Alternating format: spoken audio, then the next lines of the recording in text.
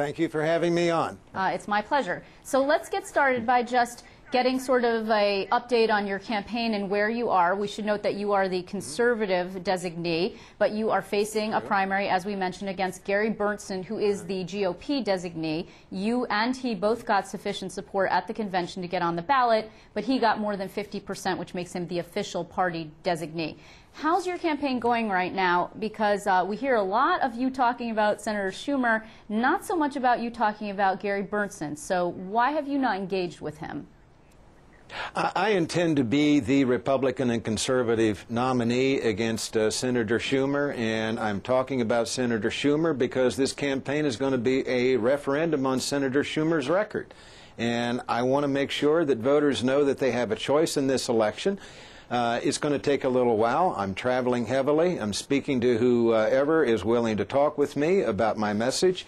And that's why I'm focused on Senator Schumer. Okay. Well, indeed, the voters do have a choice. And first, they're going to have to make a choice between yourself and Mr. Berntsen. And you have a bit of a lead on him. According to the most recent polls, you are at 24-13, according to a Siena poll. But 64% of Republicans say they still don't know enough about you or Gary to make a decision. Now, it's going to be probably a pretty low turnout sort of election.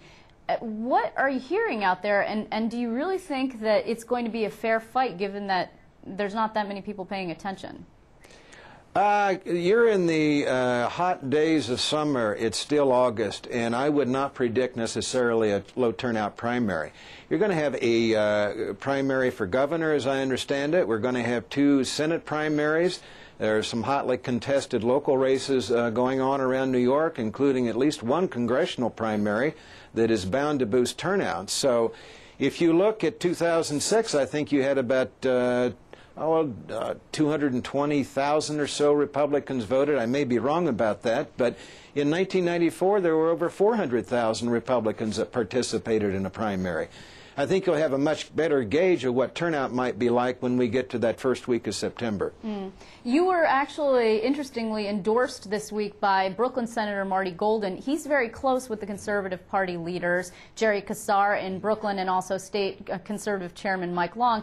Gary Berntsen is running on the taxpayer line along with Carl Palladino. I'm curious, what do you think about that? Do you think that's appropriate? Because the conservatives are very concerned, or at least they're very angry, about this idea that Carl Palladino would be mounting an independent campaign, that their goal is to knock the conservatives off the ballot. I can't address Carl's real mission here, but let me address the Conservative Party convention. Both Gary and I knew at the get-go that it was very, very important to have the support of the Conservative Party, because it's very difficult for a Republican to win a statewide election in New York without the Conservative Party line. Hasn't been done for over 25 years. So at the beginning of the May, when we began to get into this race, I understood that. I would have thought he understood it. And I got in a car, and I visited a lot of county chairs around New York, both Republican and conservative. And I worked very hard to earn the Conservative Party endorsement. We went to the convention. I got over 60% of the vote on the first ballot. So we understood the rules at the get-go, and it seems to me now that he wants to change the rules now that he came up short at the Conservative Party convention. I'm sorry, what do you mean by that, he wants to change the rules? You mean he wants to try and circumvent the Conservative Party with this independent line? It would appear to me that that may be his intention. But I'm not going to read any more into that. I have the Conservative Party line.